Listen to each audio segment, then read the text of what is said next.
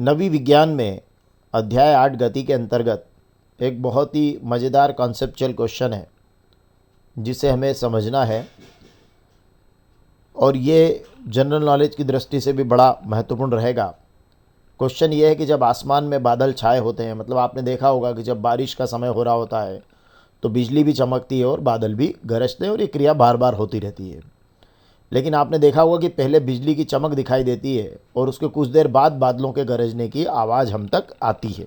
तो पहले बिजली की चमक, फिर बादलों की गरज। तो ऐसा क्यों होता है? तो प्रश्न में ही उत्तर छिपा है। भाई, बिजली की चमक पहले दिखी मतलब क्या हुआ? अरे, जो पहले दिखा इसका मतलब क्या हुआ? उसकी चाल ज़्यादा है, और जो बाद में आप तक पहुंचा मतलब उसकी चाल क्या है? कम है। तो बिजली की चमक पहले दिखी मतलब प्रकाश की चाल ज़्यादा, बादलों की गरज देर से आप तक पहुंची मतलब ध्वनि की चाल कम। बस यही इसका उत्तर है, और बिल्कुल अपने को सटीक तरीके से 2 पंक्तियों में इसका उत्तर लिख देना है कि क्योंकि, अब कारण बता दूँ ऐसा क्यों होता है। तो आप लिख दिएगा क्योंकि जो प्रकाश की चाल है वो 3 × 10⁸ मीटर प्रति सेकंड होती है, मतलब 3 लाख किलोमीटर प्रति सेकंड होती है ना।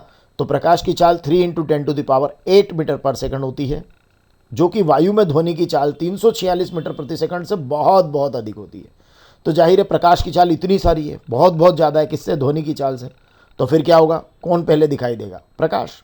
कौन बाद में सुनाई देगा? ध्वनि। बस यही ये उत्तर आपको इस तरीके से लिखना चाहिए। चलिए एक और क्वेश्चन ले लेते हैं इस टाइप का, कि यदि बिजली की चमक और बादलों की गरज, क्योंकि ये चूंकि बिजली की चमक आपके पास पहले आ रही, बादलों की गरज आपको बाद में सुनाई दे रही है, तो वो अगर टाइम इंटरवल 4 सेकंड है, मतलब 4 सेकंड बाद ऐसा हो रहा है, तो बिजली गिरने के निकटतम बिंदु की दूरी आपको निकालना है। ठीक है, अब चाल दे रखी है, दूरी निकालना है, समय भी दे रखा है। अब आपको पता है, देखिए यहाँ से आप लिख लीजिएगा बिजली गिरने के निकटतम बिंदु की दूरी, वो आपको निकालना है, तो उसको ऐसा कैसा लिख लीजिए। ठीक है, अब यहाँ से आप देखिए कि दूरी क्या होती है। दूरी होती है चाल गुणित समय, है ना। दूरी बराबर क्या होती है? चाल गुणित समय। चाल भी आपको दी है, समय भी आपको दिया, तो चाल में समय का आप क्या कर लीजिए? गुणा कर लीजिए, तो आपको ये बिजली गिरने के निकटतम बिंदु की दूरी पता चल जाएगी। तो ये भी यहाँ से लिख लीजिएगा वायु में ध्वनि की चाल, और इंटू समय अंतराल, ये लिख लीजिए समय अंतराल।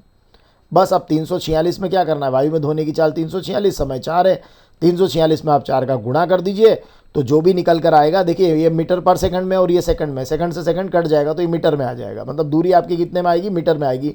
तो 1384 मीटर होगी, जिसको आप अगर 1000 का भाग देंगे तो वो किलोमीटर में आ जाएगी, नहीं देंगे तो भी चले। तो 1.384 किलोमीटर इसका आंसर आ जाएगा।